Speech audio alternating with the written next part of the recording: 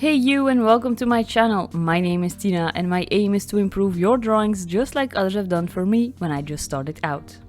This week I have another drawing tutorial for you in store. If you're interested in all things pastel related and you haven't subscribed to my channel yet, make sure to do so now so you don't miss out. I started with some colors for my base layer on the left side of the walrus. Like always, I'm working from light to dark with my colors, and where necessary I added a little bit of an orangey brown. Now this first part isn't as difficult because I will keep it a little bit out of focus, so the main thing I have to focus on here is to get my colors right. I'll refine this later on. I don't use black as my base color often, but sometimes it doesn't hurt. Like in this instance where you'll blend the light brown with the black anyway, it takes away some of the sharpness from the black while adding a little bit of muddiness to the brown. For this next part I'm blocking in the base colors again. You'll note how much easier this will be because of the line art that's on my page. Getting the line art right is something you'll need to practice with realistic pieces based on pictures. It's a tricky balance between not having enough and having too much on your paper. But practice makes perfect, or perfect practice makes perfect, or good practice makes better. Actually, by now there are so many variants of this idea I often don't have a clue which one is the best, but you get the picture. I did lose a small portion of the video where I blend. I was a little bit excited, so I rubbed out some of my brown, but luckily this isn't an issue right now. So after I blended the part on the left, I'm adding a light brown. For the areas I want it darker, I go over this with a darker brown. Note how this one also has a tad of red in the color. That's why I use an even more red shade to go over some other areas. If you were to use a color picker on the picture of the walrus, alongside lots of browns and greys, you'll also get lots of red tones. Now to build up my underlayer, I'm going to add some lighter areas that are highlighted. Again, here I'm using the light reddish brown. And for the dark parts, I'm actually using black. Since I'll blend it out later, this will become a lot more muted, but I need those dark values here, so a dark brown just wouldn't be dark enough. The skin of the walrus has a lot of wrinkles to it. This makes playing with your values so important again, because it's with this contrast that you give the illusion of the wrinkles. I needed to refine my underlayer quite a bit. This is what I love about pastels so much. You have a lot of room to wiggle and make adaptations to what is on your paper. So for this you do need good paper, and be sure to use a light hand when you add your layers.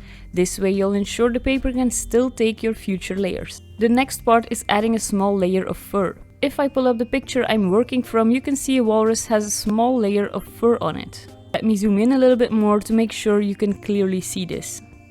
As you can see, this isn't like the fur of a lion or a dog, so we do need to approach this differently, yet there are a lot of similarities.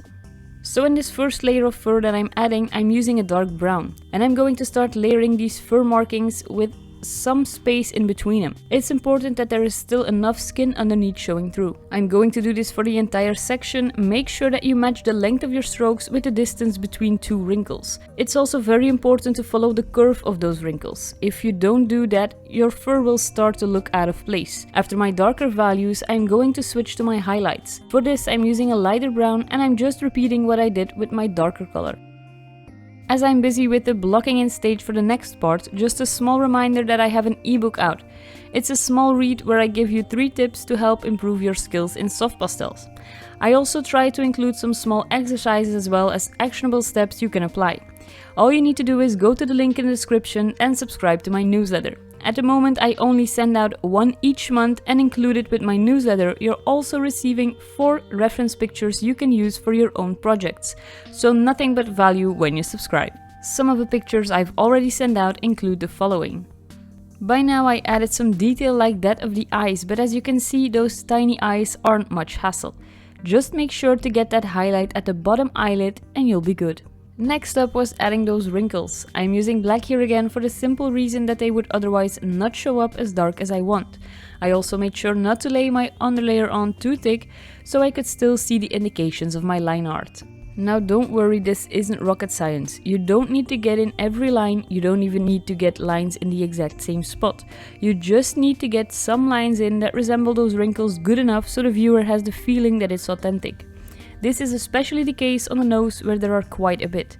I'm also blending them a little to make them more muted. Then I'm adding the light fur markings. Remember to use really short strokes here. And I'm using an ivory color. Again, follow the curve of the head here to make sure it looks realistic. In the middle and a little bit on the left, I even added strokes to darken it back up again. For the section above, I'm using brown and grey. Here I'm also not putting down as much fur as the part below. Again, this is a section that's out of focus, and as such I need to reflect this in the amount of detailing. Underneath the ivory, I'm adding some fur with black. I do this to darken the image back up.